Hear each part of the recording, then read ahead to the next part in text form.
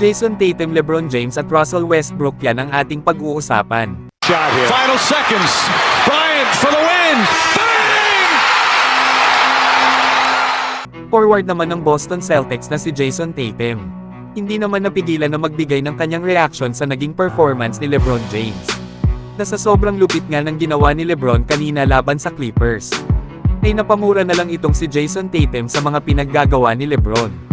Lalo at tinalo lang naman ng Lakers ang isa sa mga contender team sa NBA sa ngayon. At impressive nga kasi mga idol ang naging performance dito ni LeBron sa kabila ng kanyang edad. Na nakagawa pa ito kanina ng double-double, 35 points, 12 rebounds na may kasama pa yang 7 assists. Na 12 points nga dito ay nagmula sa fourth quarter.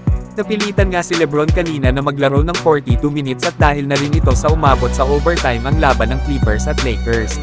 Pero kahit na napabilib ni LeBron itong si Jason Tatum, ay ganun din naman ito na isang halimaw na performance ang ipinakita laban sa Indiana Pacers.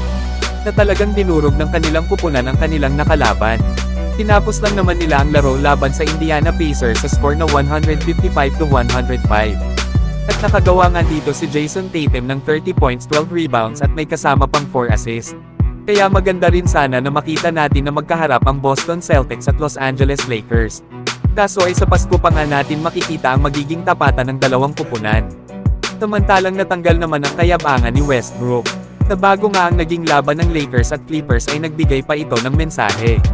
At tinatamaan pa nito ang kanyang former team na Los Angeles Lakers. Nagpapasalamat kasi si Westbrook sa Clippers lalo at pinayagan ito ng kanilang kupunan na maglaro pa rin bilang point guard. Na para pa kay Russell Westbrook ay simula pa nga lang daw nang dumating siya ng NBA ay naglalaro na ito bilang point guard. At dito nga din daw mahusay si Westbrook sa kanyang posisyon. Kaya naman dahil dito ay malaya daw siyang makagawa ng play especially kana Kawhi at Paul George para mapadali ang laro sa kanila. Kaya hindi nga daw nag-aalala si Westbrook kahit sino pa ang makatapat niya sa Lakers. Lalo at naiintindihan niya daw na laban daw ito ng parehas na kupunan sa LA. Kaya naman sa naging laban kanina ng Clippers at Lakers, ay nagawa pa ni Westbrook na angasan si Austin Reeves matapos niya itong maskoran. Pero nang subukang ulit na atakihin ni Westbrook itong si Austin Reeves sa under 2 minutes 33 seconds ng overtime, ay hindi na nga ito umubra sa depensa na ginawa ni Austin Reeves. Kaya naman nagkaroon si Austin Reeves ng pagkakataon para makabawi kay Russell Westbrook sa tulong ni LeBron James. Paano ba naman matapos ma-steal ng Lakers ang bola sa Clippers ay ang gandang pasa ang ginawa ni Anthony Davis kay Austin Reeves.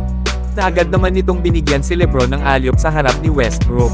Kaya naman dahil dito ay wala nang nagawa si Westbrook kundi panoorin ang monster alley-oop dunk ni LeBron James. Na sa huli nga ay bigo si Westbrook na makapagyabang sana sa Lakers at makabawi. Samantalang bagsak nga din kay Austin Reeves si Norman Powell sa ginawang crossover nito.